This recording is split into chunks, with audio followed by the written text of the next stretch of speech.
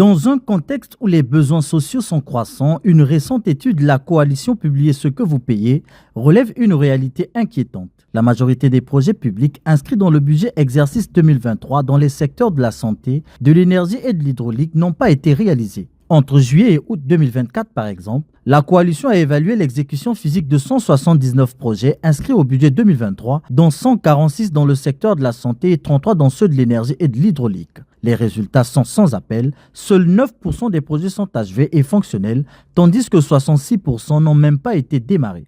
Le reste se partage entre projets inachevés, réalisés hors délai ou tout simplement invisibles sur le terrain.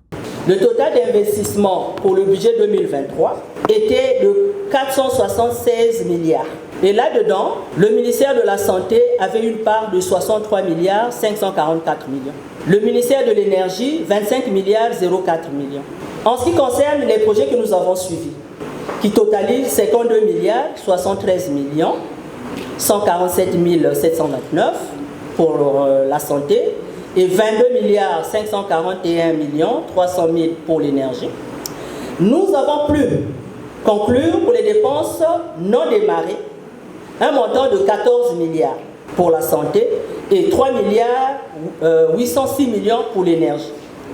Alors, le total de projets non exécutés, non démarrés pour le ministère de la Santé s'élève à 37 milliards 975 millions 147 729. Selon cette coalition, le principal frein à l'exécution des projets est le manque des fonds prévus. Pire encore, les informations budgétaires sont difficilement accessibles. Selon eux, aucun service du ministère de la Santé, de l'Énergie, des Finances ou du Trésor public n'a été capable de leur dire combien d'argent a réellement été déboursé pour chaque projet. Une opacité budgétaire qui empêche non seulement le suivi des projets, mais a affaibli aussi la redevabilité des autorités et des opérateurs économiques impliqués dans leur mise en œuvre. Que ce soit pour le ministère de la Santé ou le ministère de l'Énergie et de l'Hydraulique, les observations montrent qu'il y a eu d'insignifiantes réalisations.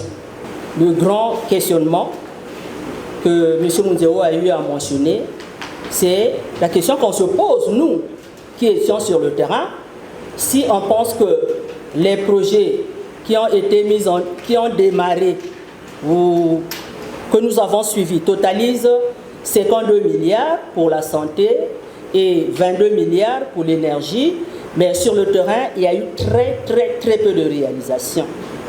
Et sur le terrain, on n'a pas pu obtenir les informations sur les décaissements. Et même au niveau de chaque ministère, ils n'ont pas été capables de nous dire combien ils ont pu obtenir de leur budget. On se demande, nous, quel est le budget réellement consommé par le ministère de la Santé, quel est le budget réellement consommé par le ministère de l'Énergie et de l'Hydraulique. L'étude pointe également du doigt les obstacles techniques. Certains projets ont des intitulés trop vagues, rendant leur suivi difficile. Le projet met en lumière un dysfonctionnement systématique, une déconnexion entre les annonces budgétaires et la réalité sur le terrain. Face à cette situation, la coalition formule plusieurs recommandations. Au niveau du gouvernement, nous voulons vraiment insister et pousser notre gouvernement à rendre l'information disponible. C'est de l'argent public. Nous ne pouvons pas continuer à dépenser de l'argent sans que les citoyens se posent des questions. Qu'est-ce qu'on a fait avec ces sommes d'argent? Et donc il est important pour notre gouvernement que l'information budgétaire soit rendue publique et disponible. Pour les parlementaires, nous pensons qu'il faudrait que les parlementaires votent les crédits réels. Là, vous avez vu, c'est 146 projets qu'on a suivis. Mais c'est trop. Est-ce que dans notre pays, nous pouvons dépenser 400 milliards d'investissements en une année? Ce n'est pas possible. En attendant une réforme structurelle, les populations continuent de souffrir du manque d'accès aux soins, à l'eau potable et à l'électricité. Et les milliards prévus dans les budgets restent souvent des promesses sur le papier.